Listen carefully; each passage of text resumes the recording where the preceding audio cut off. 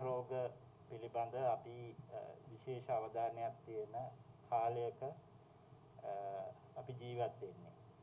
එතෙන්දී අපිට සිද්ධ වෙලා තියෙන්නේ රෝගයට බෙහෙතක් නැත.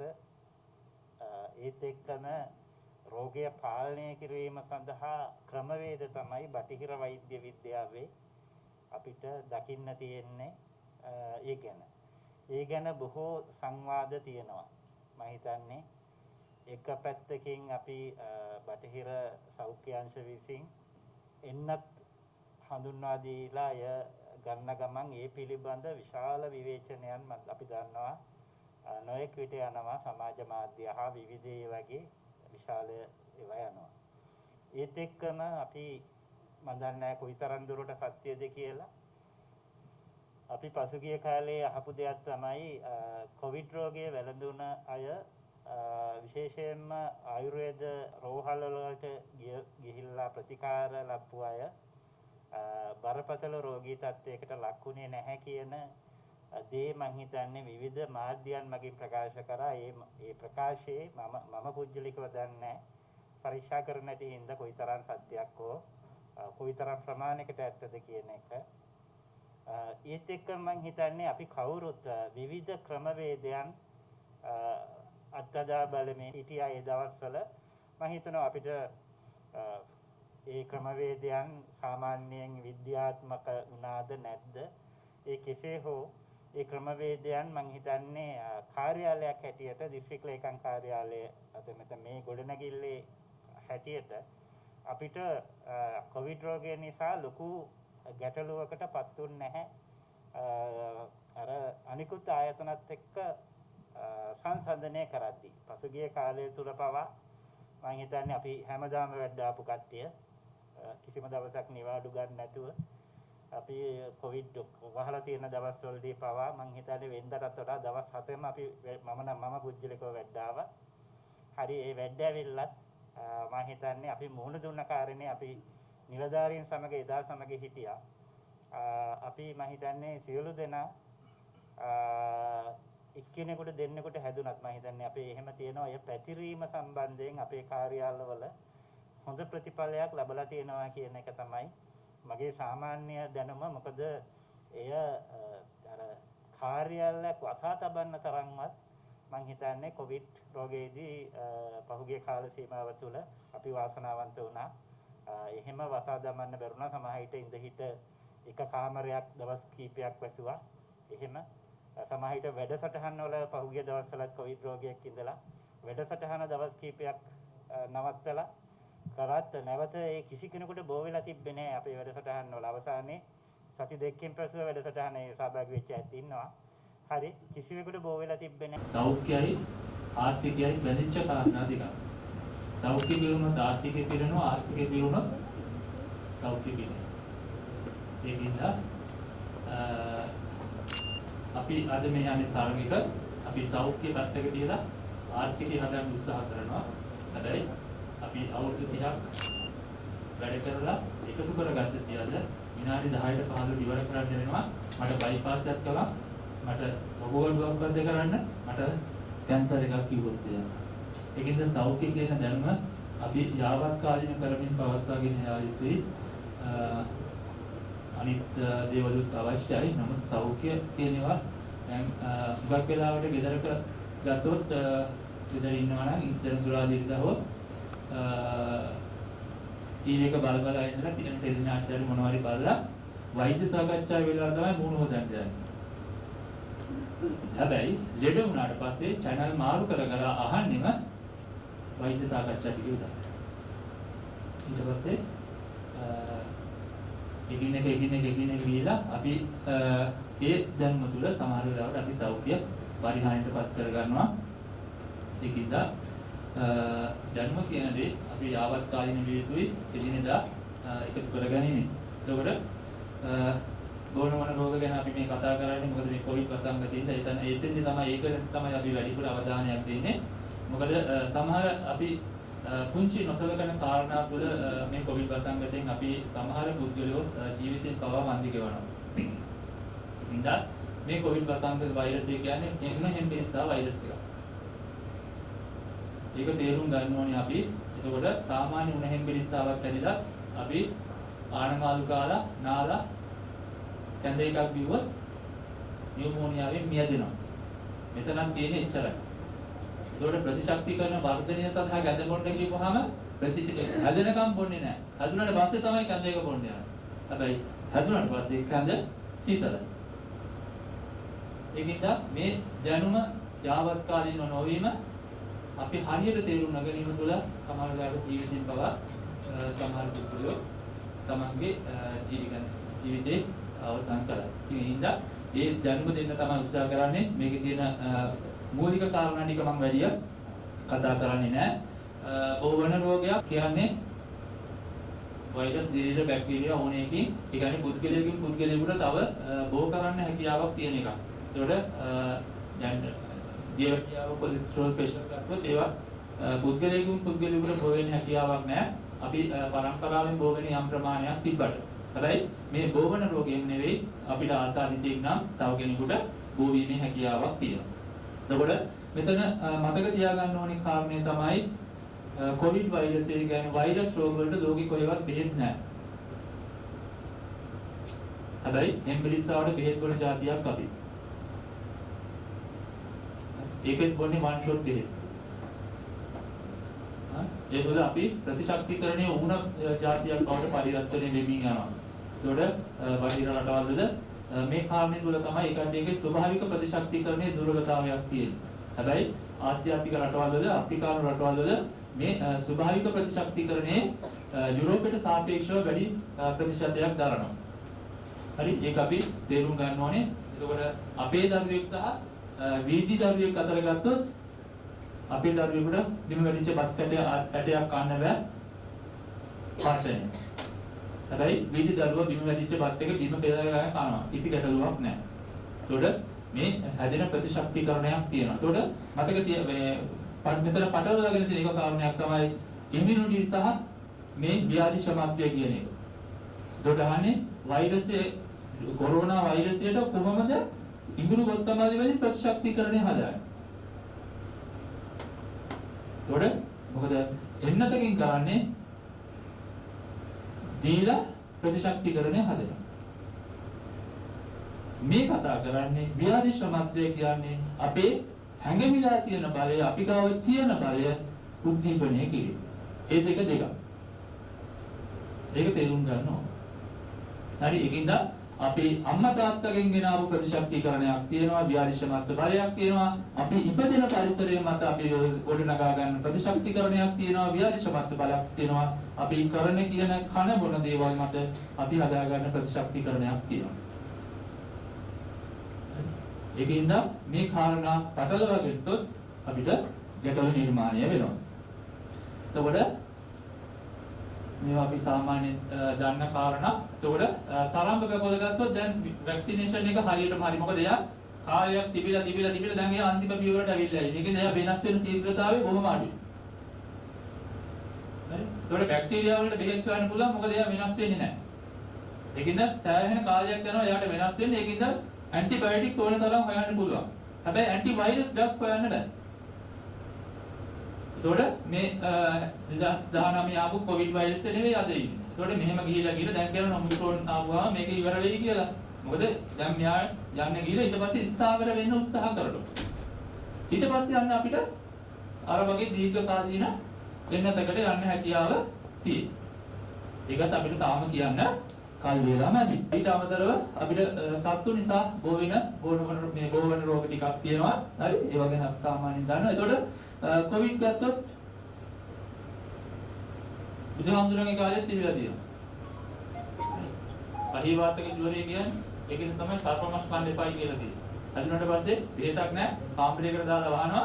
තමන් ප්‍රතිශක්තිකරණය හදාගෙන බේරුණොත් කියන්නේ තමන්ගේ ස්වභාවික ප්‍රතිශක්තිකරණයෙන් වෛරසයට වරුත් දෙන්න පුළුවන් වුණොත් දොර කඩාගෙන ඉන්න පුළුවන්. එහෙම නැත්නම් මැරුණාට පස්සේ ඒ මමුගිනි තියෙනවා. හරි. එතකොට නැවත 1960 විතර තමයි කොවිඩ් වෛරසය රෝගේ පටන් ගන්න. එතකොට සත්තු ආශ්‍රිතව තිබිලා මෑතකදී තමයි අපිට ගැටලුවක් නිර්මාණය වෙන්නේ. එතකොට මේක හෙම්බිරිස්සා වෛරසය. ප්‍රශ්නේ තියෙන්නේ මෙයාගේ බෝවීමේ ශීඝ්‍රතාවය වැඩි. ඒකට සාමාන්‍ය ගෙදර හෙම්බිරිස්සාවක් ඇතුණු ගෙදර 5 දෙනාට හොස්පිටල් යන්න කිව්වොත් එකම ඇඳේ තියාගෙන 5 දෙනාටම බෙහෙත් කරන්න පුළුවන්. හැබැයි මේකේදී එහෙම බෑ. අපිට අදාළ 5ක් දෙන්න වෙනවා.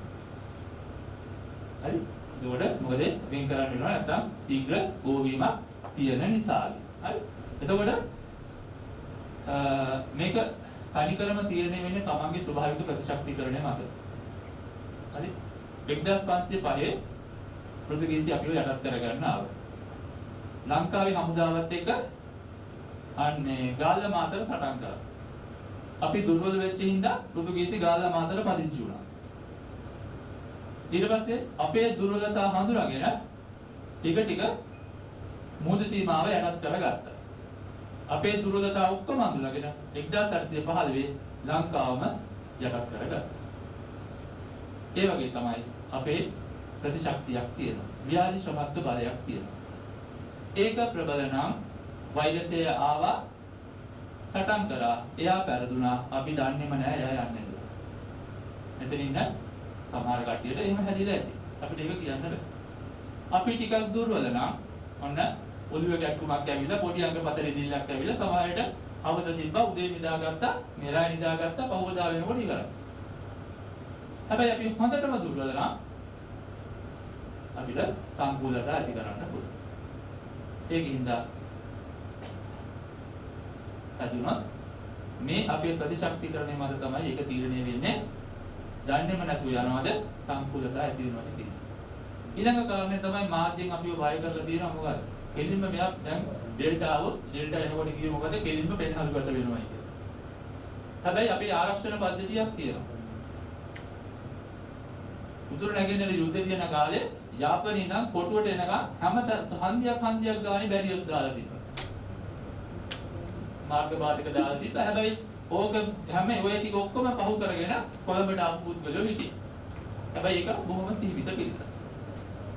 ඒ වගේ තමයි අපේ නාසා ආශ්‍රිතව වෛරසය ආවට මේක පෙරහැල්ලට යන්න අපි පාස් කරන්න ඕනේ බාධක ටිකක් තියෙනවා. ඒ බාධක ටික අපේ ප්‍රබල නම් එයාට යන්න බෑ. එම්බිරිස්සා වෛරසයක් වගේම කෙල පිළිසි වගේ පහිනකොට ඔය විදිහට තමයි පොවෙන්නේ.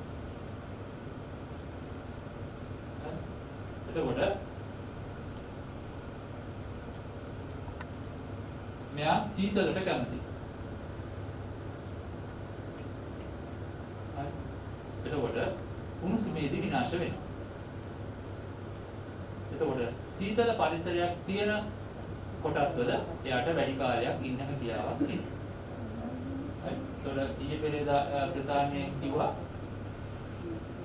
පරිසරයට ඇවිල්ලා විනාඩි 10ක් යනකොට 90%ක්ම වෛරස් එක එළිය පරිසරයේදී විනාශ වෙනවා කියන්නේ. ඒකින්ද වැඩි කාලයක් රැඳෙන්න බෑ කියලා දැන් ඒක ස්ථිරයි කියනවා. හරි. එතකොට මෙන්න මෙතෙන්දී අපි සැලකිලිමත් වෙන්න ඕනේ කාරණා ටිකක් තියෙනවා. එතකොට අපි නිතර ගැවසෙන තැන් වල. එතකොට අපි දැන් කොච්චර මේ සෞඛ්‍ය මාර්ගෝපදේශ දුන්නා ඒවා අපිට නොපිළිපදින අවස්ථා තියෙනවා. එතකොට හදිසිය දැන් අපි හවස යනකොට බඩු ටික අරන් යන්න ඕනේ. කොච්චර වතුර තියලා තිබ්බත් අත හොදාන්නේ නැහැ. ඇතුළට ගියා. ගත්ත පොලියක් බඩු ටික ගන්න ගියා. අපිට ඉස්සල්ලා පුද්ගලයන් අපිට කියන්න බෑ. හරි. එතකොට ඒ සීත පරිසරයේ මේ වෛරසය වැදලා තියෙන අවස්ථාවක් තියෙනවා. හරි. එතකොට ඒක අර පැය ගාන තීරණය වෙනවා මේ ද්‍රව්‍යයෙන් කුමක් මතද එයා ඉන්නේ කියන එක. ඒකට මේ වීදුරු වල කොච්චර දින 4ක් විතර ඉන්න පුළුවන්, කඩදාසියක දින 4ක් 5ක් ඉන්න පුළුවන්. ඒක සීත පරිසරය. හැබැයි උණුසුම් පරිසරය එහෙම වෙන්නේ නැහැ. බස් රථවල. AC විශේෂයෙන්. එතකොට ඒලාවට දැන් අපි පාවිච්චි කරන්නේ මධ්‍යම දේශගුණයක් තිබ්බට අපි ගාව අපි හුඟක් වෙලාවට දැන් AC වාහන තමයි පාවිච්චි කරන්නේ. හැබැයි AC වල ගිහිලා කොවිඩ් පොසිටිව් ගියාට පස්සේ විනාඩි 20ක් අවුවේ. හැබැයි එතක ක්ලාස් එක පාස් කරලා විනාඩි 10ක් උදේ අවුවේ යන්න බෑ. ඒකින්ද අඳුම් ගන්න යන්න. හැබැයි වැඩි ඉස්සර වගේ තෝරන්න යන්න එපා. ඒතකොට ඉස්සල්ලා තේරුණු කෙනාගේ විස බීජයක් අනුන් වල තියෙන්නත් පුළුවන්. ඒ වගේම බැරි වෙලාවට අපි ආසාදිත නම් ඊළඟ වෙන කෙනාට අපිට වෛරස් එක දෙන්න හැකියාවක් තියෙනවා. ඒකින්ද යන්න ඇටි ඉක්මනින් Tamanට අවශ්‍ය දේ තෝරාගෙන ඇටි ඉක්මනින් ඇතුලින් පිට වෙන්න. තෝරන්න යන්න එපා ඉස්සර වගේ. ඊළඟට විශේෂයෙන් යතුරු පැදි වගේ දේවල් විශේෂයෙන් දරුවෝ හවසට සෙල්ලම් කරන්න යනකොට බයිසිකලේ එක්කෙනෙක් ගියාම අනිත් එක්කෙනා පොඩි රවුමක් ගිහිල්ලා එන්න ඒ වගේ කාරණා. ඒකට ඒ ගැන සැලකිලිමත් වෙන්න ඕනේ. යාගාව ඉන්න හැකියාවක් තියෙනවා වෛරස් එක. වාහන දොරගුළු ඊළඟට මුදල් නේද? ATM එකෙන් අපි කොච්චර සල්ලි ගන්න ගියත් කොච්චර සෞඛ්‍ය මාර්ගෝපදේශ කිව්වත් ඒවා අපි නොසලකන අවස්ථා ඕනේ තරම් තියෙනවා. ඊළඟට ව්‍යායාම මධ්‍යස්ථාන ටිකක් වෙලා දඟලනකොට ඊට පස්සේ මාසික අනිවාර්යෙන් ගල වෙනවා. මොකද අපි කීප දෙනානේ ඉන්නේ ඔය තරම්. ඒතකොට රෝග ලක්ෂණ සාමාන්‍ය වුණ හෙම්බිරිස්සා වෛරස් රෝග ලක්ෂණමයි. ඒවා ටිකින් ටික වෙනස් වෙන්න පුළුවන්. ඒ කරන බලපෑම ටිකෙන් ටික වෙනස් වෙන්න පුළුවන්. පුද්ගලයාගේ පුද්ගලයාට තමන්ගේ ධාරිතාව මත රෝග ලක්ෂණ වෙනස් වෙන්න හැකියාවක් තියෙනවා. ඊළඟට AIDS වෛරසයෙන් HIV වෛරසයෙන් මැරෙන්නේ නැහැ. ඒ වගේ තමයි COVID වෛරසයෙන් මැරෙන්නේ නැහැ. ඒකේ සම්පූර්ණතාවයෙන් තමයි මියදේ. මරණයක් කියනකොට COVID ආසාදිත නිසා වකුගඩු අප්‍රිය වීමෙන් මිය ගියා. COVID ආසාදිත නිසා උග්‍ර වූ දියවැඩියාවෙන් මිය ගියා. COVID ආසාදනය නිසා ඇති වූ හර්ට් රෝග තත්ත්වයක් මත මිය ගියා. ඒකින්ද මැරෙන්නේ ඉතින්. ඒකට මෙන්න මේ තත්ත්වය පාලනය කර ගැනීම තමයි. ඒකට වැක්සින් එකකින් කරන්නේ මෙන්න මේ කාර්යය. වෛද්‍යවරයාගේ කාර්යභාරය තමයි රෝගියා ජීවත් කරන. අයකෝ රෝගියා ජීවත් කරන. බයිසිකල් යනකොට ඇක්සිඩන්ට් වුණා. ඇක්සිඩන්ට් වෙලා හොස්පිටල් එකට ගියා. හොස්පිටල් එකේ වෛද්‍යවරයා කියනවා ජීවිතේ බේරන්න නම් කකුල කපන්න. ඒ වෙලාවේ අපි අසං කරලා කකුල කපනවා. මොකද ජීවිතේ බේර ගන්න ඕන නිසා. හැබැයි බේරිලා ගෙදර ආවට පස්සේ මට දැන් වැඩට යන්න බෑ. මං කරපු රස්සාව කරන්න බෑ. මට ඇවිද ගන්න බෑ. ඒක ද්විතීක කාරණා. ඒකින්ද ප්‍රමුඛ කාරණා වෛද්‍යවරයාගේ මරණයෙන් පිළිගන්න. ඒ නියුමෝනියා තත්ත්වයට යන්නේ නැතුව පෙර ගන්න තමයි උත්සාහ කරන්නේ. හරි. එතකොට සාමාන්‍ය දින 14ක විතර කාලයක් අපි ගාව දෙන්න පුළුවන්. එයාගේ තීව්‍රතාවය මත එයා රෝග ලක්ෂණ පෙන්වන කාලේ. ඒ කියන්නේ අපි දුර්වල නම් අපිට ඉක්මනට රෝග ලක්ෂණ පෙන්වනවා. ඒ වගේම වෛරසයේ ප්‍රබලත්වය වැඩි නම් අපිට රෝග ලක්ෂණ ඉක්මනට පෙන්වනවා. හරි. ඒතකොට ඩෙල්ටා වලදී දවස් 3කින් විතර රෝග ලක්ෂණ පෙන්වන තත්ත්වයට ආවේ. ඒ නිසා නැත්තම් දවස් 6ක් 8ක් විතර යනකොට තමයි රෝග ලක්ෂණ පෙන්වන්නේ. කියලා අපි කොවිඩ් ආපු දවස්වල තිබ්බේ. ඊට පස්සේ ඔන්න එයා ටිකක් ප්‍රබල වෙනකොට රෝග ලක්ෂණ කලින් පෙන්වන්න පටන් ගන්නවා. එතකොට රෝග වෛරසයේ දුර්වල වුණත් අපි දුර්වල නම් අපිට රෝග ලක්ෂණ ඉක්මනට පෙන්වන්න හැකියාවක් තියෙනවා. එතකොට අපිට පහර දෙන්න නම් වෛරසයේ ගුණණය වෙන්න ඕනේ. ඒකින්ද එක වෛරස් එකක් ආවා කියලා බෑ. එයා අපි තුල ගුණණය වෙලා එයාගේ ස්ට්‍රෙන්ත් එක බලය වැඩි කර ගන්න ඕනේ අපිට බලපෑමක් කරන්න. හරි. එතකොට අන්නේ ස්ට්‍රෙන්ත් එක ඇති කර ගන්න කාලේ තීරණය කරන්නේ මෙයා. ඒ කියන්නේ අපේ දුර්වලතාවය සහ එයාට කොච්චර ගුණණය වෙන්න හැකියාවක් තියෙනවද කියන කාරණේ මත. එතකොට නිශ්චිත ප්‍රතිකාරයක් නෑ. වෛරස් වලට හොයන්න බෑ. එතකොට ඒ නිසා මේකෙන් ආරක්ෂා වන ක්‍රමවේද සහ මේක බලක්ව ගන්න මොනවද කරන්න පුළුවන් කියන කාරණේ තමයි අපි ප්‍රමුඛතාවය දෙන්න ඕනේ. සමංගල අත්වදනික මුඛාවරණ බැලීම සහ මීටරේ පළතුරු. ඒක තමයි ප්‍රමුඛ කාරණය. ඒකෝර හැකි හැම වෙලාවකම සබන් දාලා අත හොදා. හරි. මෙයාගේ පිටත පටලය තෙල් පටලයක් නිසා අපි දන්නවා සාමාන්‍යයෙන් ඉඳුල් වාචනයක ඉඳුල් ටික යවන්න අපි කරන්නේ සබන් ටිකක් දාලා අතුල්න එක තෙල් යනවා. ඒතකොට මෙයාගේ පිටත ආවරණය සබන් වලින් විනාශ වෙන හින්දා සබන් දාලා අත පුදන එක ප්‍රමාණවත්. හැකි හැම විටම සබන් දා අත්සේදී. මොකද දෙවැනි විකල්පයේ තියෙන්නේ 70ට 70 ඇල්කොහොල්. ඒක නිතර නිතර පාවිච්චිය අපිට සෞඛ්‍ය ගැටලු නිර්මාණය කරනවා.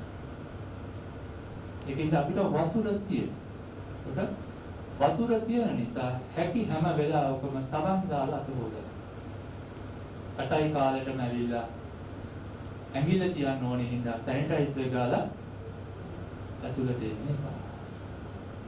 බස් එකේ ටිකට් එක ගැඩුවා අපිට වතුර හොයන්න බෑ සැනිටයිසර් පාවිච්චි කරන්න වෙනවා. හරි. නිතර නිතර සැනිටයිසර් පාවිච්චි කරපු කට්ටියක දැන් අත්වලට ගමක් දැනෙනවා ඇති. දීර්ඝ කාලින කියන්නේ අපිට විකල්පයක් තියෙනවා. විකල්පයක් නැත්නම් අපිට 170 ඇල්කොහොල් පාවිච්චි කරන්න වෙනවා. වතුරට දෙකට වල ඕන තරම් තියෙනවනේ. නේද? ඒ නිසා විකල්පයක් තියෙනවා. ඒකින්ද හැකි හැම වෙලාවෙම සබන් දාලා හොදන්න. නිවසෙන් බැහැරට මාස්ක් පාවිච්චි කරන එක මීටරේ දුර පවත්වා ගන්න එක. හරි.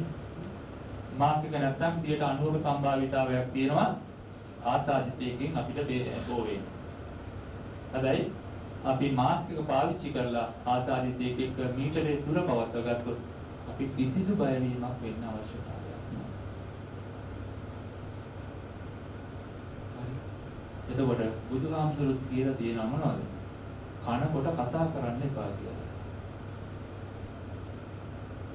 අන්නේ සෞඛ්‍ය පුරුද්ද විදවට්ටපු ඉන්න තමයි වෙඩින් වලදී දැන් මේ බෝයි.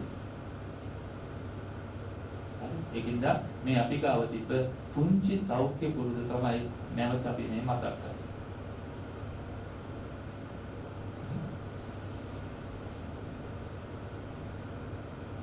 නැද හිත මිතුරු හම්බෙන්නේ නැහැ. ඒකින්ද කාරණේ කියන්නේ. මොකද මෙතනයි ගැටලුවදී නියුමෝනියා තත්ත්වයට ආවොත් අපි දෙන්න හදන්නේ. ඊදර පස් දෙනාම හයක් කියමුකෝ අපි දුවයි පුතයි අම්මයි තාත්තයි අත්තම්මයි සීයි. හය දෙනාම පොසිටිව් වුණොත් හොස්පිටල් එකට ගෙනාවොත් අන්තම් දෙකයි නම් තියෙන්නේ. ඒක ICU බෙඩ් දෙකයි නම් තියෙන්නේ. අත්තම්මා සීයා දාලා අම්මයි තාත්තයි පුතයි දුවයි එළියේ තියනවද? අම්මයි තාත්තටයි ICU බෙඩ් දෙක දීලා අත්තම්මයි සීයයි දුවයි පුතයි දෙන්න එළියේ තියනවද? පුතයි දුවයි ICU බෙඩ් එකකට දාලා ඉතුරු හතර දෙනා එළියේ තියනවා. අන්න ඒකයි තියෙන ගැටලුව. ඒකින්ද අපි හැකි හැම වෙලාවෙම උත්සාහ කරන්න ඕනේ මෙන්න මේ නියුමෝනියා තත්ත්වය පාලනය කරගන්න. අන්න ඒක තමයි එන්නත් කරන්නේ මූලික. එතකොට දැන් පිරිසිදු කර ගැනීම තමයි ප්‍රමුඛ කාර්යය. එතනින් තමයි වැඩිපුර අපි වෛරස් එක ශරීරගත කරන්නේ. දැන් දෙක හරහා. ඊළඟට මේකෙන් බේරෙන්න මොනවද කරන්න පුළුවන්? මේ කතා කරන්නේ ඉස්සර අපි ගාව තිබ්බ සාම්ප්‍රදායික දැනුම. කොවිඩ් හැදිලා ගෙදරින් ගියපු අම්මා තාත්තා අත්තම්මා සීයා ආපහු ගෙදරට ගත්තේ නැහැ. එච්චරකට බයයි. හැබැයි සරම්ප බබුල හැදිලා අද වගේ නෙමෙයි ළමයි 8ක් 10ක් හිටපු ගෙවල් වල ඒ පුද්ගලයා ගේ ඇතුලේ කාමරයක තියාගෙන ඉතුරු ළමයි ටිකත් රෝගීන් බේරගෙන ජීවත් වුණා. ඒක තමයි මේ ක්වොරන්ටයින් කරන්නේ. ඒ කියන්නේ ඒ කාරණේම තමයි. ඉස්සර කොහොමදක් එල්ලුවාම එතනින් ඇතුළට ආවේ නැහැ. හැබැයි දැන් හමුදාව දාලවත් බේරන්න බෑ. අයියේ අපේ විනය පිළිහිල. හරක් පොදුවකුයි කොහොමද ටිකකුයි කරපු වැඩේ කරන්න දැන් බැරියස් දාලවත්.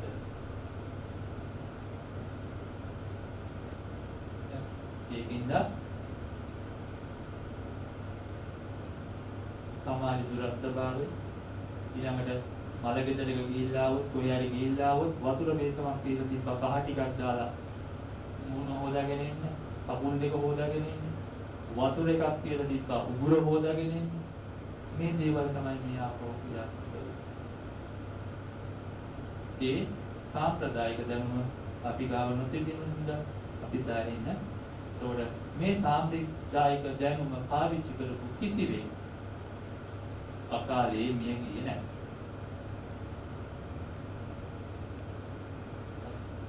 ඒතකොට එතනයි ප්‍රශ්නේ තියෙන්නේ ඒ කියන්නේ අකාලේ මිය ගියා නම් මිය ගියේ මොකක් හරි රෝගී තත්ත්වයක් ඉපදෙනෙක් ඒ කියන්නේ බේරන්නම බැරි අවස්ථාවක්. එතකොට අපිට කටට කෙල උනනවා වගේම මේ එතනින් ඇතුලේ ඔක්කොම තියෙන්නේ සීත කාමර. කෝටරක ඔක්කොම සීතලයි. කටට කෙල උනනවා වගේම මේ කෝටරක වල ශ්‍රේෂ්ඨ ශ්‍රාවයක් තියෙනවා. එතකොට ඒ සීතල නිසාවෙන් අපි ෆ්‍රිජ් එකේ දාපුවම මිදෙනවා. ඒ වගේ තමයි මේ කෝටරක වල මේ හැදෙන ශ්‍රේෂ්ඨ වල මිදෙනවා. ඊට පස්සේ වෛරස් එකක් ආවම ගමත හෙම්බිරිස්සා වෛරස් එකක් ආවොත් මේකේ උණුසුම වැඩි වෙනවා. ඒකින්ද උණුසුම වැඩි වෙනවා අන්න ගලනවා. හෙම්බිරිස්සාවක් ඇලිච්චාම මෙන්න ඔය කාරණා. එතකොට මේ කොරෝනා වෛරස් එක උෂ්ණත්වයේදී විනාශ වෙනවා. ඒකින්ද තමයි කියන්නේ වාෂ්පාදකරණය කියලා. දැන් මොකද වෙලා තියෙන්නේ? අන්තිමට කොරෝනා හැදිලා නෙමෙයි ගඳ සුවඳ නොදෙනී ගිය වාෂ්පාදකරණය. බයි ගන්න පුළුවන් ඔක්කොම දාලා අල්ලපු කට්ටියක් තියෙනවා. තාම කොවිඩ් හැදිලා නැහැ හැබැයි දැන් ගන්න සුවඳ නැති වෙනකට බෙහෙත් කරනවා. එහෙම පිළිසුකුත් තියෙනවා. හරි. එතකොට මේකේ උණුසුම වැඩි කරන්නයි ඕනේ. ඒ සඳහා ජල වාෂ්ප ප්‍රමාණය වත්. ඒකත් අර මුට්ටියට පුරවලා රෙද්දක් පුරවගෙන අදින්න අවශ්‍යතාවයක් නැහැ. හොඳ ප්‍රශ්නේ පිට වතුර එක අරගෙන දෙපාරක් තුන් පාරක් නහයෙන් ඇදලා කටෙන් එළියට දැම්මම නම් ඇති. උණුසුම් කරන්න විතරයි අවශ්‍යතාවය තියෙන්නේ. ඒක දවසට තුන් පාරක් විතර කරනවා නම් ඊළඟට ඒ කියන්නේ අපි කොහේ හරි එළියට ගිහිල්ලා එනවා නම් තමයි මේක වැඩි වාර ගාණක් කරන්න වෙන්නේ. එහෙම නැත්නම් උදේ හවස කරා.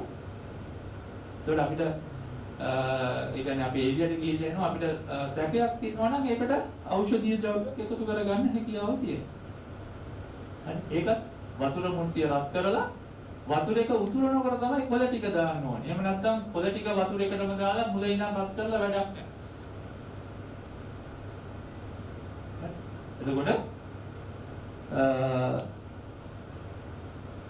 ඒක තමන්ගේ අවශ්‍යතාවය මත තමන් කොච්චර පරිසරයට නිරාවරණය වෙනවද මේ කාරණාත් ඒක. ඊළඟ කාරණේ තමයි හුඟක් වෙලාවට අර මුල් දවස්වල අපේ වැඩිහිටියෝ ගෙත එළියේ ගෙතිට ගෙවල් වලින් එළියට ගියේ නැහැ. එතකොට ඒ කට්ටිය හැම වෙලාවෙම හිතුවේ අපි ගෙදරින් එළියට ගියේ නැති ඉන්න පොඩි හෙම්පිරිස්සාවක් හදුනත් මේක කොවිඩ් වෙන්න බෑ කියලා. හැබැයි ඒ කට්ටිය හිතුවේ නෑ අපි මේ බඩු ගන්නේ ගෙගාවට එන චූම්පෑන් වෑන් එකෙන් අපි එළවලු ටික ගත්තේ එන එළවලු ළඟට එන වාහනෙන් කියන්නේ. ඒකින්ද සමහර වැඩිහිටියන්ට රෝගේ උත්සන්න වුණා මොකද ඒ කට්ටිය අර පිළිබඳ දැනුමින් හිටපු නැති නිසා. ඒකින්ද ඒ වෙලාවේදී මේ ඒ කියන්නේ කවුරු හරි එළියත් එක්ක ගන්දරි කරොත් ඒ වැඩිහිටියා ආරක්ෂිත ක්‍රමවේද පාවිච්චි කළ යුතුයි. ඒවා පිළිබඳව ගෙවල් වල ඉන්න වැඩිහිටියන්ව දැනුවත් කරන්න. ඊළඟට මෙයා ගුණ මං කිව්වා ගුණණය වෙන්න ඕනේ. ගුණණය වෙනකොට තමයි එයාගේ ස්ට්‍රෙන්ත් එක වැඩි කර ගන්න පුළුවන්. ඒතකොට මෙයා ඒකින්ද තමයි වතුර බොන්නේ කියන්නේ. සාමාන්‍ය විනාඩි 15කට සැරයක්වත් මද රස්නෙට වතුර උගුරක් බොන්නේ කියන්නේ මොකද උගුරේ ගුණණය වෙන එක්කෙනා ආමාශය ගත කරන්නේ. මොකද මෙයාට අපිට පහර දෙන්න පුළුවන් තැන තමයි පෙනහැල්ල. පෙනහැල්ලට යනවාදී මෙයා විනාශ කර ගන්නවා. ඒකින්ද ආමාශයට ගියා කියලා එයාට අපිට බලපෑමක් කරන්න බෑ. එයාට මේ මාධ්‍ය නැහැ. එතෙන්දී අපි එයාට ගුණණය වෙන්නේ. හරි? ඒකවල මද උණුසුම් වතුර වරින් වර පාවිච්චි. ඒතකොට ඒකක් බොන වෙලාවේ ආය වතුර බොන්න අවශ්‍යතාවයක් නැහැ. මොනවා හරි උණුසුම් දෙයක් පාවිච්චි කරනවා නම් ඒ දේ ප්‍රමාණවත්. හරි? ඒතකොට අඩුම ගානේ වතුර උගුරක්වත් ප්‍රශ්නේ පිට බොන්න තමන්ට බොන්න පුළුවන් උපරිම ප්‍රශ්නේ. හරි? ඒකට විශේෂයෙන් දරුවන්ට ඉස්කෝලේට යවනකොට දැන් මේ තියෙනවා උෂ්ණත්වය රඳවා ගන්න පුළුවන් බෝතල්. ඉතින් ඒ වගේ දේවල් පාවිච්චි කරන්න උත්සාහ කරන්න මේ අවස්ථාවේදී.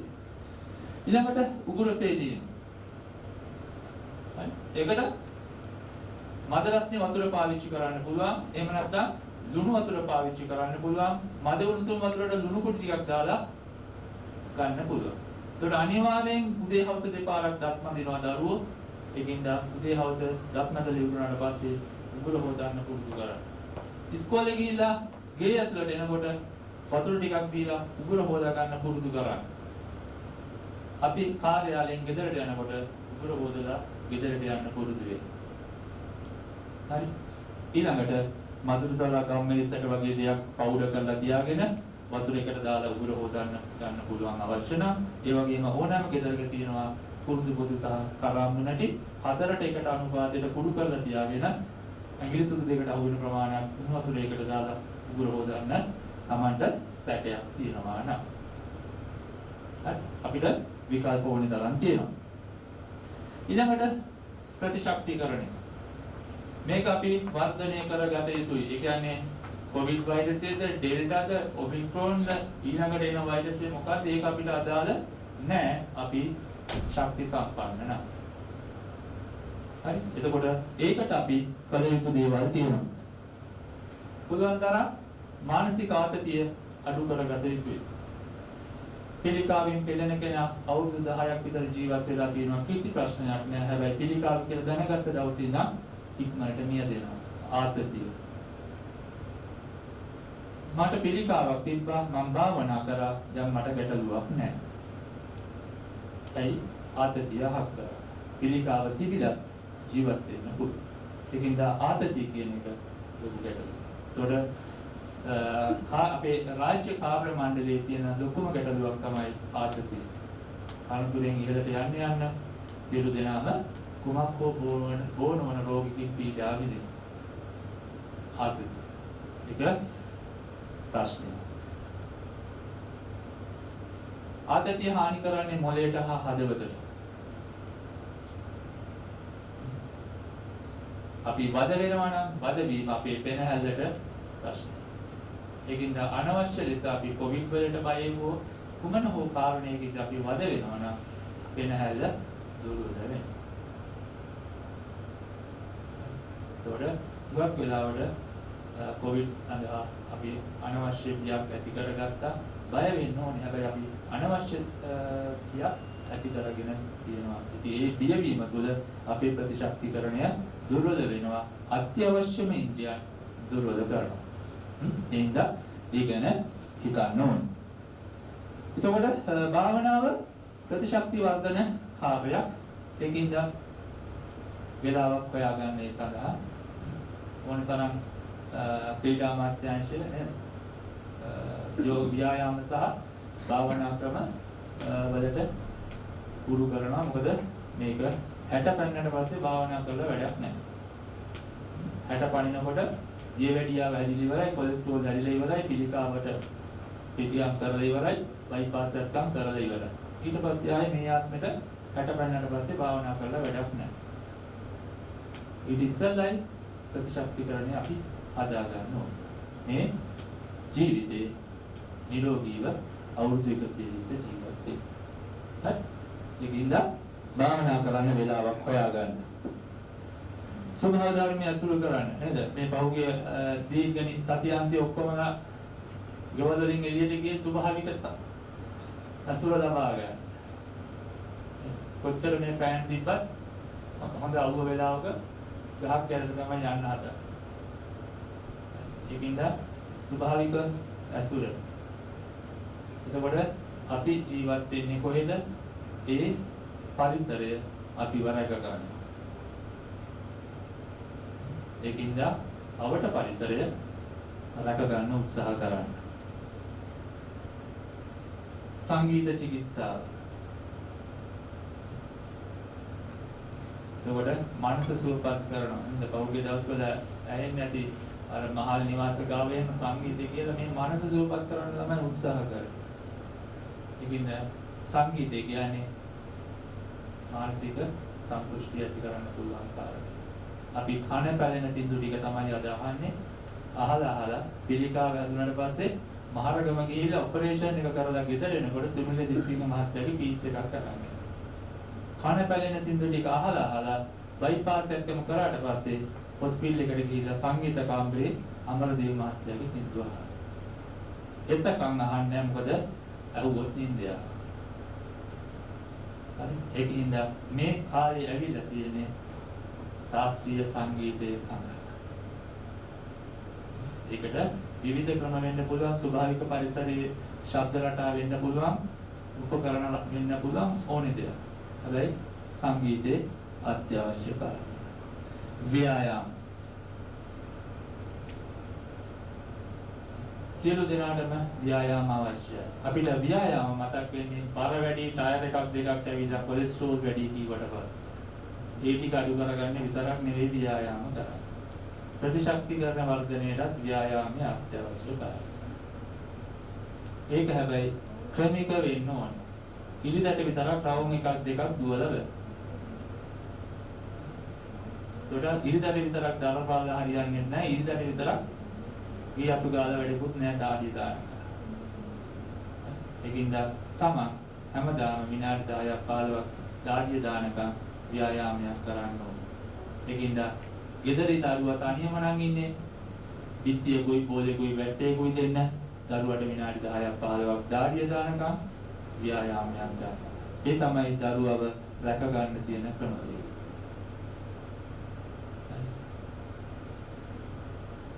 සූර්ය නමස්කාරය උගන්වන්නේ 4 වසරේදී. හැබැයි සූර්ය නමස්කාරය කරන්නේ අවුරුදු 30 අම්මලා. හැබැයි 30 දී කරන්න බෑ. නැමිනකොට වදින්නේ බඩ. ඒකින්ද රාජ්‍ය සිලබස් එකකට දාලා උගන්වන්නේ ඒකේ ප්‍රයෝජන අවශ්‍ය නිසා. ඒකට අවුරුදු 30 වෙනකොට අපේ අස්තිපද්ධතිය හැදිලා ඉවරයි. වැඩක් නැහැ 35 දී. ව්‍යායාම කරනවා. ඇයි? පවත්වාගෙන යන්න අස්ති ටික හදලා තියෙනවා. 30 වෙනකොට හැදිලා ඉවරයි නම් වී ටික වපුරන්න ඉස්සෙල්ලා නියර හරියට බඳින්න ඕනේ. නියර හරියට බඳගත්තොත් තමයි මාස 3 හෝ 4 ලියද්දී වතුර තියාගන්න පුළුවන්. හැබැයි නියර හරියට බඳින්න නැතුව ඉක්මනට වී ටික වපුරලා වී ටික ලොක් වෙලා නියර කැඩිලා වතුර යනකොට මුක්කු ගහලා වතුර රඳවන්න බෑ. ඒකින්ද දරුවාව නිරෝගී කරන්න නම් ව්‍යායාම කරවිය යුත්තේ මේ ළමා කාලේ. ඒතකොට මානසික ආතතිය දුරු කරන්න ප්‍රතිශක්තිකරණ වර්ධනයට දරුවන්ට ක්‍රීඩාවක් අවශ්‍යයි. ඊළඟට නෑම ප්‍රතිශක්තිකරණය වැඩි කරනවා. ඔව් මට උණුසුම් වතුර නාන්න. හැබැයි අපි වරද්දාගෙන තියෙන්නේ. 9යි 2යි අතර නාන්න ඕන. කවදාවත් රාජ්‍ය සේවකයෙකුට නාන්න වෙන්නේ නැහැ. ඉස්සර මිනිස්සු නාලා නැහැ. නාන්න නැතුව වැඩ කරලා. එහෙමද? ඇයි 9යි 2යි අතර නාන්න ඕන? අපි අචලතාවයේ සත්තු. ඒකින්ද අපිට සීතල වරතු දෙන්නේ නැහැ. ඒකින්ද අපි මද උණුසුම් වතුර නාන්න ඕන. 6ට පායන ඉර වතුර අල්මරන්නේ 9 වෙනකොට. ඒකෙන් තමයි 9 2 අතර නාන්න කියලා. 9 2 අතර නානකොට පළවෙනි කෙස් ගහයි දෙන්නේ අවුරුදු 40 දිනක්. අපිට නාන්න විදියක් නැහැ. අපිට විකල්ප දෙකයි තියෙන්නේ. එක්ක අපි උදේ නාන්න ඕනේ, එක්ක අපි හවස නාන්න ඕනේ. උදේ අපිට දැනෙන සීතලට වඩා වතුර රස්නේ. ඒකින්ද කැනඩාවේ ගිහිල්ලා මේ අයිස් කුට්ටියක් නේද වතුර වලකට බැන්න ඒක අපිට දැනෙන සීතලට වඩා රස්නේ. හරි. අපිට 9 2 අතර නාන්න බෑ. විකල්ප දෙකයි තියෙන්නේ. උදේ නාවොත් අපිට දැනෙන සීතලට වඩා වතුර රස්නේ. ඒකින්ද අවුරුදු 30 දී කේස් ගහයිද. හැබැයි අපි රැට නාවොත් අවුරුදු 20 දී කේස් ගහයිද. ඊට පස්සේ ආපහු විකල්ප දෙකයි තියෙන්නේ. එක්ක කොණ්ඩේටයි ගාලා මාළි බුලා සිංහල වගේ මැරෙන්න පුළුවන්. නැත්තම් ආයු කාලයෙන් 3න් 2ක් ඉවර ඉවරයි කියලා භාවනා කරලා හිත හදා ගන්න පුළුවන්. හරි. එතකොට මද උණුසුම් වතුර නාන්න ඕනේ. හැබැයි මතක තියාගන්න බෙල්ලෙන් උඩට උණු වතුර දාන්න හොඳ නැහැ. වෛද්‍ය උපදෙස් වලින් තොරව. අයියේ බෙල්ලෙන් උඩ තියෙන්නේ උෂ්ණත්වයට ඔලු තුන දෙනින් උදේ. S2 කුඩා මොළය අභ්‍යන්තර කාණ හෙල්මට් එක පාවිච්චි කරන කෙනාගේ කෙස් ටික වැටෙනවා ඉක්මනට. අවුව වැඩිපුර වැඩ කරන කෙනාගේ ඉක්මනට කෙස් ඉදෙනවා. උෂ්ණත්වයට සම්බන්ධයි. එතකොට අවුරුදු 24 දී බොඩි එක අංශභාගය හදනකොට හිතන්නේ බොඩි කාලේ ඉඳන් හොට්ටුවට ෂවර් එකෙන් නාවක එකයි මේ කියලා. ඒකින්ද වෛද්‍යවරයා කියනවා නම් උණු වතුර නාන්න කියලා නාන්න වෙනවා. මොකද අදුබලෙක් ඉන්නවා ඇල් වතුර නෑවොත් නාරෙනවා. වෛද්‍යවරයාගේ කාර්යභාරය තමයි කයක් කොචීවත් කරන්නේ. එතකොට ඇදුම තියෙන කෙනා උණු වතුර නාලා S2 පේන්නේ අල්ල හරි ඇවිදින්න පුළුවන්. ගැටලුවක් නෑ. කන් දෙක ඇහෙන්නේ නැති වෙනවට ඉයරින් එකක් දාගෙන වැඩ කරන්න පුළුවන්. ගැටලුවක් නෑ. මොකද එයාට ඇල් වතුර නෑවොත් මැරෙන්න වෙනවා. එහෙම නැතුව අල්ලපු ගෙදර මොට්ටුවට ෂවර් එක කම්මැලිකම සීතලට කම්මැලිකම ඒක සෞඛ්‍ය නෝ. ඒකින්ද මතක තියාගන්න නෑම ප්‍රතිශක්ති කියන අපිට දෙහෙත්ව තියෙන වෙලාවට නාපු ගමන් හොඳ සමීපයක් දැනෙනවා. හරි. ඒකට ප්‍රතිශක්ති වර්ධන කාර්යයක් තමයි නෑම කියන එක. හැබැයි ඒකට අපි වේලාව කලාව තෝරා ගන්න ඕන. හරි. ඊළඟට නිින්ද. අපි දවල් 30 කරන වැඩවල ගෙවෙන කොටස් ටික වර්ධනයට එහෙම නැත්නම් ආපහු ප්‍රතිශක්තිකරණය කියන්නේ අපිට අවශ්‍ය ශක්තිය දරා ගැනීමේ ශක්තිය ඇති කරන්න තමයි නිින්ද තියෙන්නේ අපිට. එතකොට ළමයි වර්ධනය වෙනවා ප්‍රතිශක්තිකරණය වැඩි නිදන හරියක් මේ නිදාන්නේ ළමයි. සමහර වෙලාවට කිරි දෙන්නේ ඇහැරව. අපි වැඩි වියටපත් වෙන ටික ටික එනකොට අපිට නිින්ද අඩු වෙනවා. මොකද අපි ෂේ විතරයි. වර්ධනයක් නැහැ. අටබනම් කට්ටියට ප්‍රතිශක්තිකරණය වැඩක් නැහැ. එතකොට නිින්ද අඩු වෙනවා. ඒක තමයි අත්තම්මලා කියලා කියන්නේ මට නිින්ද යන්නේ නැහැ කියලා. එතකොට සාමාන්‍යයෙන් පැය 5ක 6ක නිින්ද අවශ්‍යයි.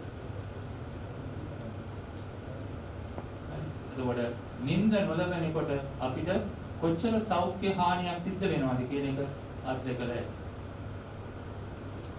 හරි. එතකොට මෙතෙන්දි මතක තියාගන්න ඕනේ ඊළඟ කාරණය තමයි මොලේ තිබ්බට වැඩක් නෑ අක්මාව නැතුණා. අපේ මේනුම් මධ්‍යස්ථානය අක්මාව. මේ නුවර ටවුන් එකේ එකපාරක් බ්ලොක් වුණොත් මුළු ටවුන් එකම බ්ලොක් වෙනවා. ඒකින්ද අක්මාව වෙනස් වුණොත් ඒක පිළිකාවද කොලෙස්ටරෝල්ද ગેස්ට්‍රයිටිස්ද හෝමෝන ප්‍රශ්නයක්ද ඒක අපිට කියන්න බෑ. එතකොට අපිට කැල්සියම් ගන්න තියෙන්නේ කිරියාගුණ, තිත්තාගුණ, දියාගුණ, වේල්දාලකොළ, කිරියාලකොළ, මඤ්ඤොක්කකොළ, මුරුංගකොළ, පතුරු මුරුංග. ඔය එකක්වත් නෑ ඇමරිකාවේ. ඔය එකක්වත් නෑ කැනඩාවේ. ඔය එකක්වත් නෑ නවසීලන්තේ. ඒකට කැල්සියම් තියන ගන්න තියෙන එකම මාධ්‍ය තියර කිරි විතරයි. අපිට සීතල දවස් වලට බඩගිනි වෙනවා. ඇයි අපි අචලතා අපි සත්තු. උණුසුම තියාගන්න ඕනේ. ඒකින්ද ගන්න ආහාර වැය කරනවා තාපය හදන්න. ඒකින්ද සීතල රටේ මස් කිරි පිටතර කෑවට ගැටලුවක් නෑ. කේම්බ්‍රිජ් විශ්වවිද්‍යාලයේ පරීක්ෂණයකට අනුව දවසකට පිටතරේ ගානේ කන්න ඕනේ. හැබැයි කන්නේ කවුද? එංගලන්තේ නෑ ලංකාවේ. ඒකයි ප්‍රශ්නේ. අපිට කන්න තියෙන පොල් තෙල් සහ කල තෙල් නීතේ. ඉන්දියාවට සෝයා තද, අරාබියට පාම් ඔයිල්, යුරෝපයට ඔලිව් ඔයිල්, සූර්යකාන්ත ඔයිල්. අපේ හැදෙන්නේ නැහැ ඔලිව් ඔයිල්. ඔයිල් හැදෙන්නේ නැහැ අරාබියේ. ඒතකොට දේශසාත්‍ය සංකල්පය. ඒකින් අපි ඉපදුනේ කොහෙද? ඒ අනුව අපේ ආහාර රටාව තීරණය වෙනවා. වතුර වල ප්‍රශ්නයක් තියෙනවා. ඒක මොන මිනිස්සුන්ට මුත්‍ර පද්ධතිය ලෙඩ වෙනවා. කැකිලි කොමඩ පිපිඤ්ඤ පොල්පල හැදෙන්නේ අනුරාධ ප්‍රකෝලන අපි. හැදෙන්නේ නැහැ නුවරදී. ෆෝලික් ඇසිඩ් වැඩිම එළවලු චොචෝ තියෙන්නේ නුවරඑළිය. යකඩ වැඩිම පලාව තියෙන්නේ ගොටුකොළ නුවරඑළිය. ඇයි? යකඩ වුණත් ප්‍රශ්නයක් තියෙනවා නුවරඑළියට. හැබැයි එහෙම මිනිස්සු චොචෝ කන්නේ නැහැ, ගොටුකොළ කන්නේ නැහැ, ඔක්කොම පහතරට රෙවනවා. ඒ කැකිලි කොම්ලු කිවිද කන්නවා. ඒකින්ද අපි එතෙන් යන්න ඕන. කුටි ආහාර වලට යොමු වීම, මානසික ආතතිය වැඩි වීම, ව්‍යායාම අඩුකම, අවිවේකී බව, වස විසහිත ආහාර ගැනීම, ප්‍රතිජීවක අවබෝධිතය. අධිපාරිතය. ඒකින්ද දැන් ලෝකේ ඇන්ටිබයොටික්ස් හදන්නේ නැද්ද? මොකද ඒක පාවිච්චි කරන්න අපේ ස්වභාවික ප්‍රතිශක්තිකරණය දුර්වල වෙනවා. ඒකින්දනේ පිළිකා ලෙඩුන්ට කකුකඩු රෝගීන්ට ආරක්ෂා වෙන්න කිව්වේ කොවිඩ් හදාගන්න. මොකද ඒ කට්ටියට බෙහෙත් පාවිච්චි කරන්නේම ප්‍රතිශක්තිකරණය අඩු කරන්න. නැත්තම් ට්‍රාන්ස්ප්ලාන්ට් එක රිජෙක්ට් කරනවා. හරි? ඒක අපි ඖෂධ පාවිච්චියේදී හිතන්න ඕන. එතකොට සමබල ආහාර වේලක් ගන්න ඕන. කාබෝහයිඩ්‍රේට්, ප්‍රෝටීන්, විටමින්, khනිජ, සත්තු, ජලය තියෙනවා. ඉතින් අපි බතුයි විතරයි, බතුයි ඩීවීපී, බතුයි අලයි කවුරුවම හරි කියලා හිතන්නේ. එහෙම නැහැ. සමබල ආහාර වේලක් තියෙන්න ඕන. කොච්චර අපි කිව්වත් සෞඛ්‍ය ශාස්ත්‍රයේ කිව්වත් තුන් වේල වඩා වැදගත් සමබල ආහාර වේලක් ගන්න කියලා. හැබැයි මාත් කියන්නේ පොඩි බඩ කින තමයි වඩා වැදගත්. තමයි ප්‍රශ්නේ තියෙන්නේ. අපි විශ්වාස කරන්නේ මාත් විශ්වාස කරන්නේ.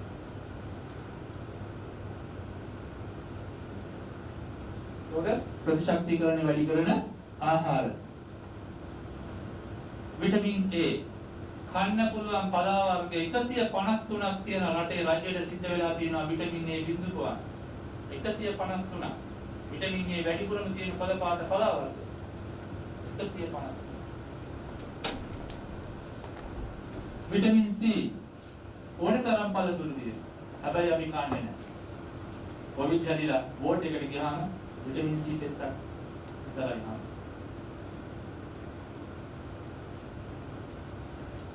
ජොඩන් වර්ග තියෙනවා, පැෂන් තියෙනවා, ඕනේ තරම් තියෙනවා.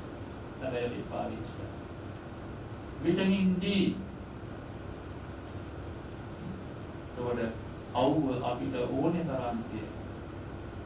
හැබැයි කොවිඩ් හැදෙනකම් අවුව ඉන්නේ නැහැ.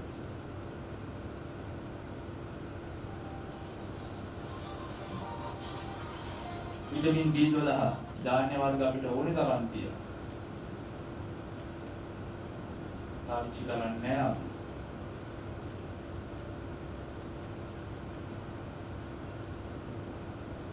සමබල ආහාර වේලක් ගන්න සහ ධාන්‍ය අල වර්ග කණි අකුරු මස් පිටතර සියල්ල ප්‍රමුඛ වශයෙන් මදු. ඒතොර නිරෝගී පුද්ගලයාගේ නිරෝගී බව රකින්නේ මధుර රසය. ඉතින් අපි බත් කන යුරෝපයේ මස් කන ප්‍රමුඛ ආහාරය මధుර රස. කොච්චර දේවලියාවට පිටි ප්‍රශ්නයක් වුණත් පොඩි උන්ට කවන්න කියන්නේ බත් කඩලා කවුරුන්නේ. ඒකින්ද නිරෝගීතාවය රකින්නේ මధుර රසය. ඒතොර අපි හිතාගෙන ඉන්නේ මේ ලජ්ජුරෝ වෑංජන 32ක් එක්ක බත් කෑවි. කොහොම බත් කන්නද කියලා. හැබැයි වෑංජන 32ක් ගන්නකොට කාන්ට බත් දැන් චීන සහ ජපාන තාමත් නිරෝගී වෙන්නේ බත් අඩුයි එළවලු වෑංජන ප්‍රමාණය වැඩි. මේ රටාව අපි හදා ගන්නවා. හැබැයි දරුවට අපි වැඩිපුර පිටිසහිත ආහාර දෙනවා යාගේ වර්ධනය සඳහා. ඊට පස්සේ අපි තරුණ කාලේ දෙනකොට රටාව වෙනස් කරනවා. ඇඹුල් රස, පළතුරු බොරකසියම් වල ආදී විටමින් කාංජ තන්තු අනිත් ඒවා අඩු වැඩි වශයෙන් දුරුණා බරවල මාළු ලුකුඩු මුහුදු ආශ්‍රිත කෑම. ප්‍රෝටීන් ලිපිඩ අනිත් ඒවා අඩු වැඩි වශයෙන් කටුනා අපිට ස්වභාවික පොළුබරු කාංජ තන්තු වැඩිපුර අනිත් ඒවා අඩු වැඩි වශයෙන් පිටතර අපි කන පලාවල් කෂාය කියන්නේ අපි කන එළවලු. වත් එළවලුක් මැදුනොත් ස්වභාවික පොළුබරුවක් සම්බරයකට දාපු දුන්න ටිකක් නැත්තම් බැලලා කන කරවල කාලක් මාළු දාපු ගොරක කාලක් එහෙම නැත්තම් ටැංක කාලා කරන නෙල්ලි ගෙඩිය. අන්න ඒක තමයි අංග සම්පූර්ණ ආහාර.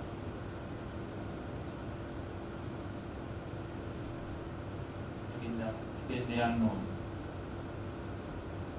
වැඩිපුර වතුර, ඊට පස්සේ මధుර රස, ඊට පස්සේ එළවලු, ඊට පස්සේ ඇල්ලුම්, කලතුරු, ලුණු රහ අන්තිමට තමයි කුඩු කරන්නේ. පරිප්පු මාළු වලට සුදුලුණු ටික දෙකක් දානවා මිසක් සුදුලුණු මාළු වල පරිප්පඩ දෙකක් දාලා කන්නේ නැහැ අපි. අල මාළු වල කරපිංච එකක් දානවා මිසක් කරපිංච මාළු වල අල කැලක් දාන්නේ නැහැ අපි. ප්‍රමුඛ රසය මధుර. හැබැයි සුළු මාත්‍රාව කුළුබඩු අවශ්‍යයි.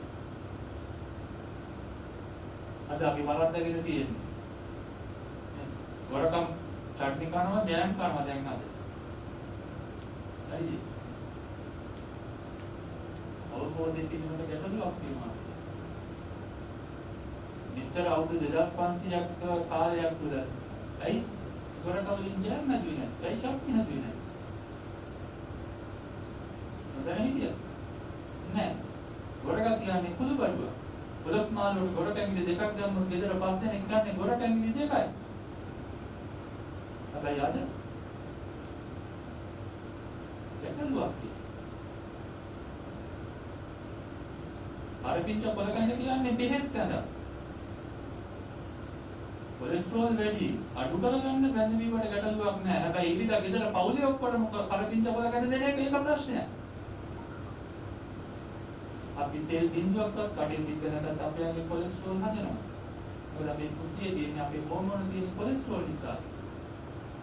හැබැයි අම්මා තාත්තගේ වැරදි ආහාර රටාවෙන්ද පොඩි එකාට උදේට කරපිංච කොලකෙන් දවල් සුදුලුණු මාළු හාර්මොන්තට ගොරන්නේ ගුලියම්බර ලකාවුවාම අවුරුදු 30 35 තමයි දරුවෝ වන්දිකවන්නේ. ඇයි? විවාහ වෙලා දරුවෝ නැහැ. හේතුව හෝමෝන ඉම්බැලන්ස්. ඒකින්ද කුළුබඩු අවශ්‍යයි සුළු මාත්‍රාවෙන්. ඒක මාස 6න් දක්වන්න ඕන. හැබැයි මේ මාත්‍රාව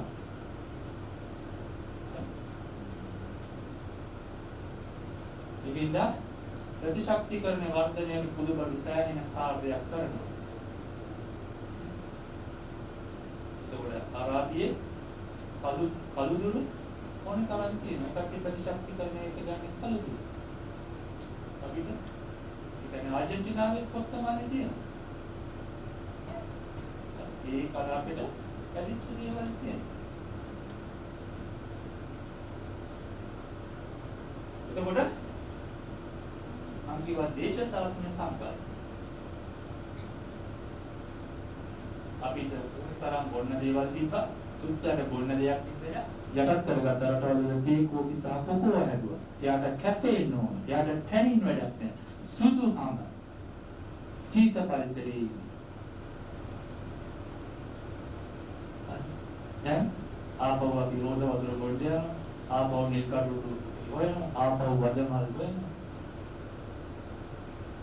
ඒ අපේ දේ.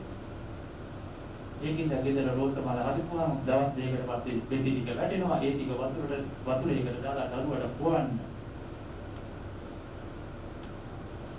වදමල් ටික අතු ගාලා කුණු වලට එකතු කරනවා. පබිද සීතල මහත්තයා වදමල් ටික වතුරේකට දාලා ජෙලි එකක් හදලා යුරෝපෙට කන්නද.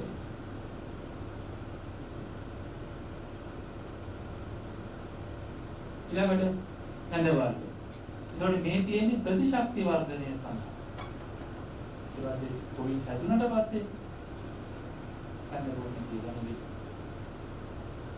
රාජකෙන් ප්‍රතිශක්තිය හදාගන්න මේ දේවල් පාවිච්චි කරනවා. ඒකට තමන්ට තියෙන්නේ මොනර කුඩුම්බිය නම් මොනර කුඩුම්බිය බොන්න. කොක්කට හොයන්න යන්නේ. කොයි අපි නාරම් මුලි පිළි ගොටුබල මුස්සන්ද ඒ දේවල්. හරි. තම්පලා රුධිරේ තියෙන රුධිරය සන්නද්ධ කළ යුතුයි. ඩෙන්ගු වලදී මේකමයි කරන්නේ. රුධිරය සන්නද්ධ කළ යුතුයි. ඒක පිරිසිදු කරන්න ඕනේ ත්‍යාගේ හැකියාව වැඩි කරන්න. හරි. සාරණ කොටුකොළ නිමිති කපුරු මුලංග වල. යකඩ තියෙන කිසිදු පලාවක් මේස ලෑල්ලේ තියලා ලියන්න හොඳ නැහැ. උදේ 10 මාට හදපු කොටුකොළ සලාදේ අත්තම්ම හැදුවා නම් ඒකට දුවට පුතාට කවන්න එපා වැඩක් නැහැ. ඒකින්ද කවදාවත් වට්ටක් වලු කම්පලා සාරණ නිමිති මේස ලෑල්ලේ ලියලා ඉන්නේ නැහැ. හරි. දැන් කොච්චර විද්‍යාව දිනුනොත් තාක්ෂණය දිනුනොත් මෙහෙම කරන්න එපා කියලා කොච්චර කිව්වත් ඔක්කොම ඉහළ තමයි මල්වන්නේ. ඊළඟට පළතුරු. නෙල්ලි ඕනේ තරම් තියෙනවා. බුදුහාමුදුරුවෝ කියනවා නෙල්ලි ගෙඩි දෙක තුනක් කාට අවුරුදු 120 නිරෝගීව ඉන්න පුළුවන්. හැබැයි අපි නෙල්ලි නොවැයන්නේ ඇපල් හොයන්නේ. ගෙදර ළමයිට කණ්ඩ හදනවා නම් රතු පෙර ගස් හදන්න විකුණනවා නම් කිලෝ පෙර හදන්න. ළමයිට කණ්ඩ හදනවා නම් පැපොල් ළඹ ගහක් කොහොම ගහක් හදන්න විකුණනවා නම් අල්ෆොන්සෝ හදන්න. අපිට ගැළපෙන දේ අවශ්‍යයි.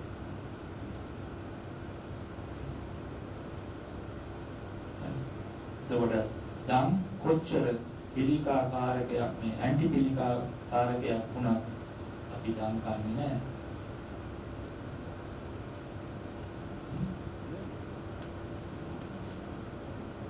ඊළඟට කුඩබඩු 42ක් අපි ගාව තියෙනවා. අඩු වැඩි වශයෙන් එක එකතු කර ගන්න හැකියාව තියෙනවා. එතකොට කෘත්‍රිම දේවල් අද අපි එකතු කර ගන්න උත්සාහ කරලා තියෙනවා. අපේ දිව කැමැතිම රහ පුරා. ඒකින්ද ආල්මැස්ස බැදලා කාලා ආල්මැස්ස ඔළුව කුඩු කරලා වීරලා තියාගෙන පොල් සම්බෝලයක් හදලා ආල්මැස්ස ඔළුව ටිකක් දාලා කන්න දුන්නා.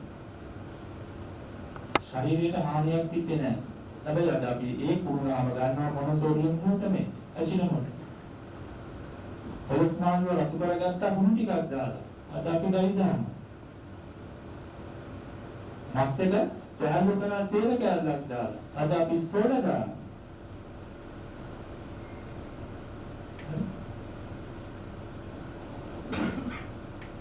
ඊළඟට දේශීය සහ දැන් ආපහු අවලියට ඇවිල්ලා තියෙනවා. අපි අපේ වරක ගස් ටික කප වරක හැදුවා. දැන් ආපහු දේශීය වරක හොයනවා. සීනි කෙහෙල් ටික කප ඇම්බන් සහ කොළි කුට්ටු හැදුවා. දැන් අපි ආපහු සීනි කෙහෙල් හදනවා. දේශීය හාල් ටික හක් කරලා ඉක්මනින් ගන්න හැදුවා. දැන් ආපහු දේශීය හාල් හොයනවා. ඒකට අපිට කන්න බෑ මේ තියෙන දේශීය හාල්. ඒකින්ද හදන කඳ එකටවත් දේශීය හාල් ටිකක් එකතු කරගන්න උත්සාහ කරා. මාසයෙන් පස්සේ පොඩි කාට අග්ගලාවක් හදනකොට දේශීය හාල් ටිකක් අවුරුදු 2-3ක් යනකම්වත් දෙන්න පුරුදු කරන්න. එයාගේ ඉක්මනට ඒක හදාගන්න. ඒකට ළමා කාලේ හැදෙන දේ මත තමයි තීරණය වෙන්නේ අපි අනාගතේ. මේ මැස්ස බැනි පුරවලා නෙවෙයි වද බැනලා බැනි පුරවලා. ඒකට මම මේ බුද්ධිය ගැන කතා කරන්නේ. අවුරුදු 1-3ක් අතර මොලෙන් 80ක් වර්ධනය වෙනවා. ඒ කාලේදී වද ටික ගැව්වොත් ඒ ළමයා 5 වසර ඕලෙවල් දේරවල් කැම්පස් පශ්චාත් විපාටි පුරවයි. හැබැයි අපි වද ටික ගහන්න නැතුව 3 වසරේදී තමයි පටන් ගන්න පුරවන්නේ. හැබැයි පුරවන්න තරක් නෑ. දෙමව්පියෝ දුක් විඳිනවා, ළමයි දුක් විඳිනවා. මානසික ලෙඩ වැඩි වෙනවා. එතකොට කුරාම් මුම් ඒ වගේ දේවල් වැඩිපුර එකතු කරගන්න. සුද්ධ අපි කාලේ තමයි ඇවිල්ලා අතෙන් ඇවිල්ලා අමු කැවිලාද කියලා. දැන් අපි අමු යුරෝපෙන් ගේන්න ඕන. සුද්ධ අපෙන් තමයි ඇවිල්ලා මේ කඳ බීලාද කියලා. අද යුරෝපෙන් මිනිස්සු කන්න බොනවා අපි උදේට මොහොල් කරනවා.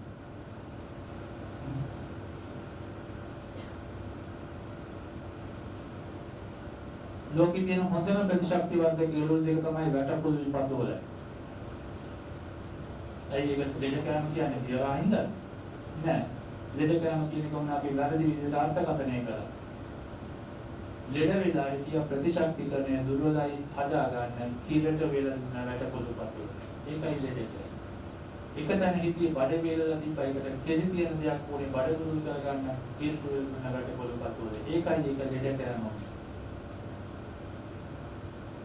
එක තැන හිටියේ බඩගිනි නෑ බඩගිනි වැඩි කරන්න ඕනේ කිරට විල තුන රටපොල් පතවල ඒකයි ඒකට දෙඩ කරනවා.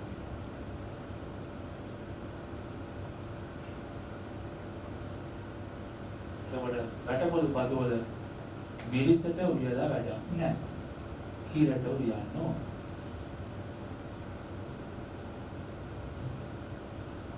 බයිපාස් එකක්ම කරන්න කිව්වට පස්සේ මහත්යාට ගෙදර කුහුල් කපලා වැඩක් නෑ. මහත්යාට කුහුල් කවන්නයි ඕනේ.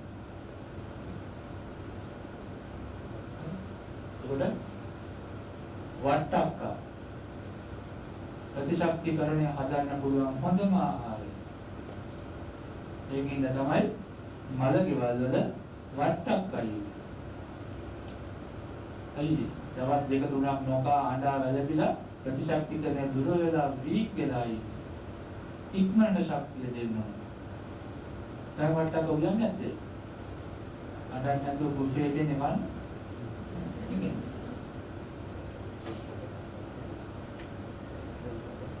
දේශීයාද බුදුන් තරම් දරුවන්ට රටල කවන්න කියන කාලෙට එක කාලෙටයි කන්න පුළුවන් හැමදාම කන්න බෑ. මේ එකකටවත් අපි තෙල් පොර ගහන්නේ නැහැ. අර්ථාපල් අපේ නෝන් නිසා අපි තෙල් පොර ගහනවා. අපි දන්නවා අපිට රසායනික ද්‍රව්‍ය හොඳ නැහැ කියලා. අපිට තියෙන අස්මාව වකුගඩු වෙන හැද තමයි දරුවටත් තියෙන්නේ.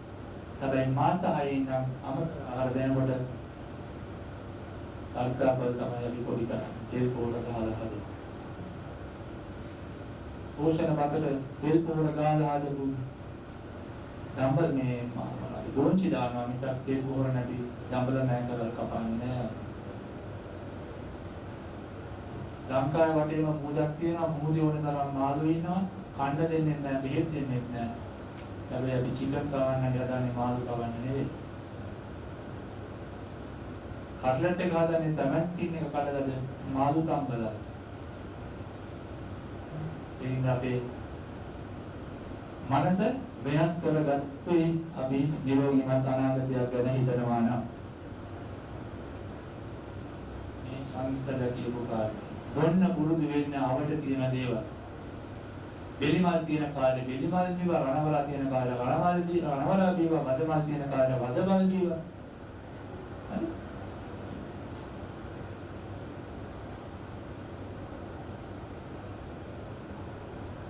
අවුල තියෙන දේවල් ගොන්න පුරුදු. අපිට ඕනේ ටැන් කැෆේන් නෝ. හරි? මේකට අදාළ නැතුණා වකුගඩු රෝගීන් පීඩා විඳින උතුරු මැද පළාතේ මිනිසුන්ට ඒකත් හේතුවක් වෙනවා. දේරත් දෙන්නේ කැපෙන වල. සීතලයි, නිදිමතයි, උත්තේජනයක් අවශ්‍යයි කැපෙන්න ඕන. අර ගිනි ගහන ඔබේ වැඩ කරලා නිරට ඇවිල්ලා ආපහු දුන්නේ ඒත්. ඒතකොට අපි රාබිව ආගාහන ගාලා අරක්කු ප්‍රශ්න අයි මුසුමලා ලංකාවට වඩා යුව මිනිස්සු මධ්‍යසාර පාවිච්චි කරා. ඒක අපේ පරිසරයට ගැලපෙන්නේ. එතකොට ආහාර ආත්මාව කිරිකොත් ගෑනු මොලේ හැදි පිටේ දුන්නේ ඕනතරම් ඉන්ටර්නෙට් එකට ගිහලා බලන්න රිසර්ච් කරලා තියෙනවා. කිරිකොත් කියන්නේ ප්‍රතිශක්තිකරණය ඇති කරන හොඳම ආහාර වලින් එකක්. කහ, දෙහි, පොල්පි. ඒකෙන්ද දරුවන්ට කිරිකොත් ඉපතුයි දෙන්නේ. ප්‍රතිශක්තිකරණය හදා. ලෝකේ බුද්ධිවත් එක 6ක් තියෙනවා අපි ගාව. පොල් මේ පොල් දෙල් එළකිරි කහ වද කහ දුම්නිල සහ ගොඩුපොල්.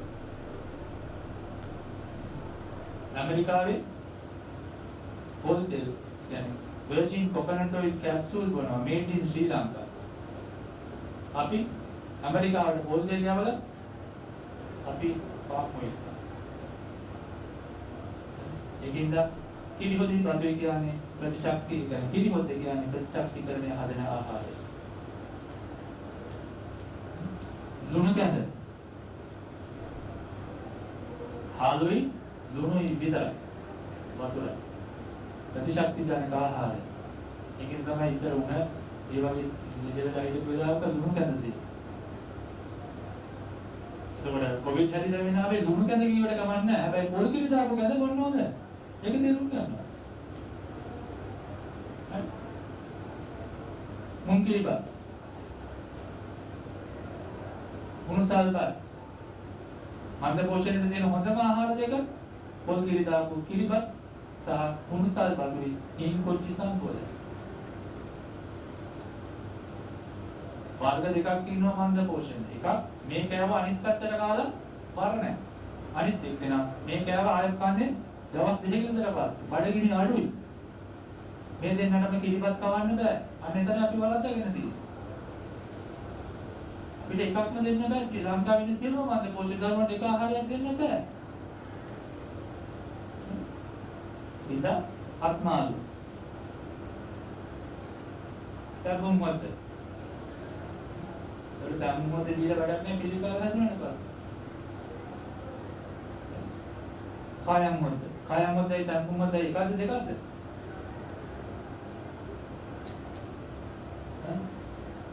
දෙක. කායම් මොකද කියන්නේ ළමයා හම්බෙච්ච අම්මට දෙන මොකද? ඒකෙන් අම්මගේ සෞඛ්‍යය සහ දරුවාගේ සෞඛ්‍යය රකින්න. තරුම් මොකද කියන්නේ අපි සාමාන්‍යයෙන් ගෙදර මේ ක්‍රිස්තාව ඔය වගේ දෙද වෙලාවක අපි සාමාන්‍යයෙන් හදනවා. ඒ දෙකේ වෙනසක් තියෙනවා.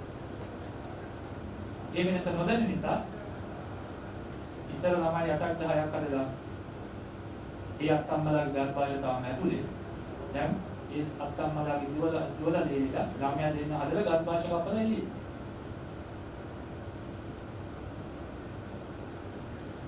ඒකට ආත්මාලු කියන්නේ දැන් ආත්මාලු කිව්වොත් පබිල් සිල්ල මහත්තයා ගල්කිසිනක් කියන ආත්මාලු.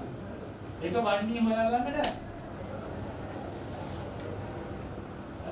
ආත්මාලු, උඩරට ආත්මාලු, පාදරට ආත්මාලු, රුණු ආත්මාලු, සබරගමු ආත්මාලු, වන්නේ ආත්මාලු වල තරම් තියෙනවා වර්ග තියෙනවා. මූලික සංකල්ප එකයි. හැබැයි වන්නේ තියෙන දේ හතක් තමයි එකට එකතු වෙන්නේ. සබරගමු තියෙන හතක් තමයි එකට එකතු වෙන්නේ. උඩරට තියෙන හතක් තමයි එකට එකතු වෙන්නේ.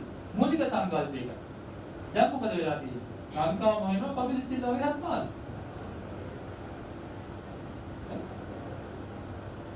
එතකොට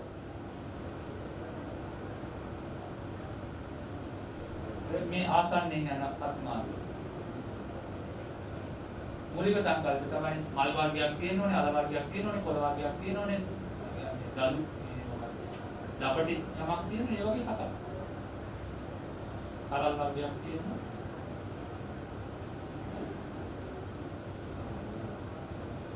ඒකට අපේ සාම්ප්‍රදායික ආත්මාලු කියන්නේ මේක. ඔය හතම හදාන්න බෑනේ අවුරුද්දට. ඒකින්ද ඔය හතට පාවිච්චි කරන එක එකක් අරගෙන ආදර්ශයක් හදනවා පැය එකමාරදී විතර. ඒක තමයි ආත්මාලු. ඒකට මූකලන් ආනව ගන්න කැමතිද? හා පෝෂණයෙන් වැඩිම එකක් තමයි මූකලන් ආනව. ගන්න කැමතිද? ඉස්ස දෙකම වචනෙන් මූකලන් නේ මොකලන් ආනම කියන්නේ ගෙදර තියෙන ඇට වර්ග ටික අරගෙන පොඩ්ඩක් කවලි බදලා වංගෙඩිය පොඩ්ඩක් කාලා ඉඳලා උයාගන්නේ. දැන් සුපර් මාකට් එකෙන් ඇට පැකට් එකක් ගන්න යාම එක තමයි මොකලන් ආන. ඒක දන්නේ නැහැ නේ. ඒකට ඇට වර්ගයක්, පොළ වර්ගයක්, කරල් වර්ගයක්, ගෙඩි වර්ගයක්, මද වර්ගයක්, අල වර්ගයක්, මද වර්ගයක්. ඔය හත තමයි මූලික සංකල්ප. ඒවල රුහුණේ තියෙනවා හතක්, උඩරට තියෙනවා හතක්, වන්නේ තියෙන හතක් අරගෙන හත් මාර්ගයක් හදාගන්න. ඒකෙන්ද මාසිකට දවසක් දෙකක් දරුවෙකුට හත් මාර්ගයක් වගේ කන්න දෙන්න.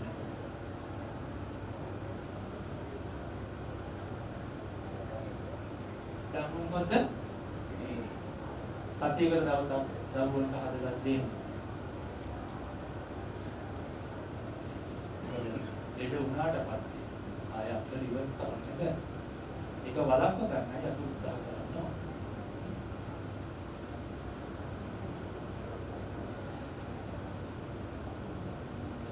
අපිට විකල්ප ගොඩක් තියෙනවා. ඒකෙන් ප්‍රතිශක්තිකරණ වර්ධනය කියන එකම කාරණේ මේ නිවැරදිට ඔත්තමදී කරන්නේ. වෛරස් රෝග වලට වේද හතරක් තියෙනවා. දැනට උදාස් ගන්න විතර ඒකේ රික් වේජී තියෙන්නේ වෛරස් රෝග සම්පන්න වෛරස් කියන නාමයෙන් නෙවෙයි තියෙන්නේ. පාවිච්චි කරන්න පුළුවන් එකම ජාතිය පොත් තමයි.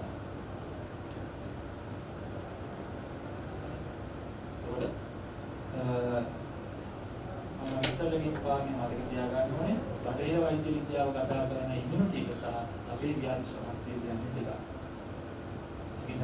ලියුම් දීලා දුරන්ත කොමිට් පාලනය කරන්න පුළුවන් කියන සමාජ කර්මිකාවල තියෙනවා. එතකොට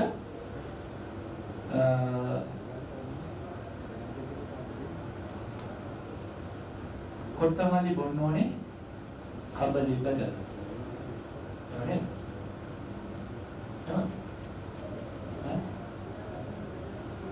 ඒක දන්නේ නැහැ. දැන් අවුරුදු දෙකමාරක් තිස්සේ කොත්තමල්ලි දිවන්නේ. තාම දන්නේ නැහැ කොහොමද කොත්තමල්ලි බොන්නේ කියලා.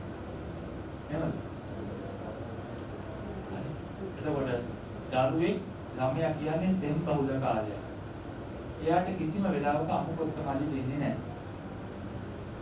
හේතුව අමු කොත්තමල්ලි කියන්නේ එක්ස්පෙක්ට් කරන එක. අවශ්‍යලා හත් කරනවා. ඒතකොට පොඩි ළමයෙකුට කොත්තමල්ලි අම්මෙන් දුන්නොත් සෙම ඇවිස්සෙනවා. මේක උගුරනවා, ගිලිනවා මොකුත් ඒ ළමයා දන්නේ නැහැ. ඒකෙන් කිසිම වෙලාවක දරුවෙකුට අමු කොත්තමල්ලි දෙන්නේ නැහැ. ඒ කබලේ බදලා ගන්නේ මොකද?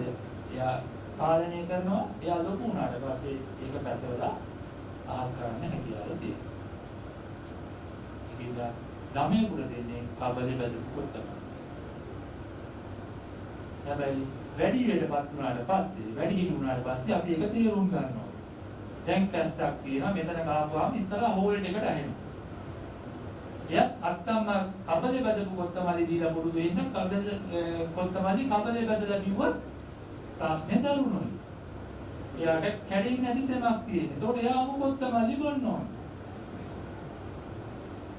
මේ ගලනවා කෙලවරක් නැහැ. එයා අමු කොත්තමල්ලි බොන්න හොඳ නැහැ. එයා කබලේ බදලා ගන්නවා.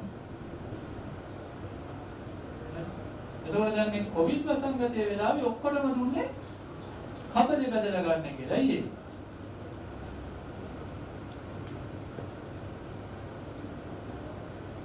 අනිත් කටියට එම්බිරිස්සාවක් ආවොත් මේක කොවිඩ් නැද්ද කියන එක හොයාගන්න විදිහක් නැහැ. අමු කොත්තමල්ලි බිලා සෙම උසුනොත් ඒක කොවිඩ් නැද්ද කියන එක හොයාගන්න බැරුව ආය අතරමං වෙනවනේ. ඒකින්ද සියලු දෙනාටම කිව්වේ බදපු කොත්තමල්ලි ගන්න කියලා. එතකොට කොත්තමල්ලි බොන්න හොඳ නැති කට්ටිය ඉන්නවා. දියවැඩියාවට දීර්ඝකාලීනව බෙහෙත් බොනවා නම්, වකුගඩු රෝගීන් පීඩා විඳිනවා නම් කොත්තමල්ලි වැඩි පාවිච්චි කරන්න හොඳ නැහැ. ગેස්ට්‍රයිටිස් වලින් පීඩා විඳිනවා නම් ඉඟුරු බොන්න හොඳ නැහැ. ગેස්ට්‍රයිටිස් කියන කෙනා ඉඟුරු කොත්තමල්ලි කියලා කොවිඩ් නෙවෙයි පීඩා විඳින්නේ ગેස්ට්‍රයිටිස් වලින්. බඩ වේදන ගතියක් තියෙන කෙනෙක් බඩු කොත්තමල්ලි ගත්තොත් බඩ වේදනවා.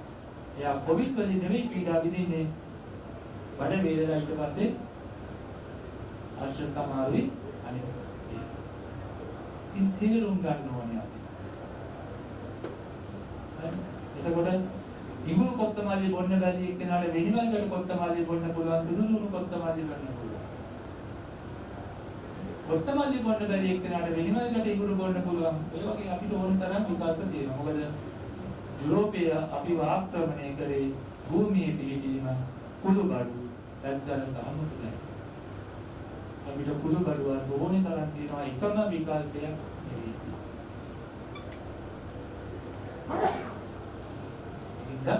ඒක තේරුම් ගන්න.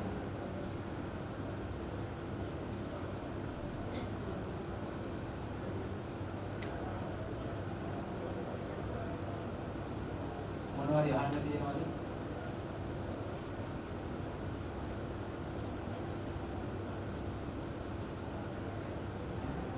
ඔක්කොම තේරුණා? ඈ?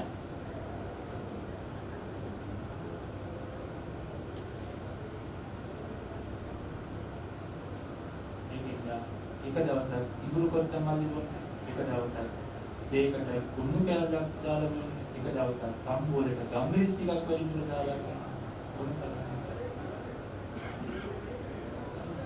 එක දෙයක් මත යැපීමේ අවශ්‍යතාවය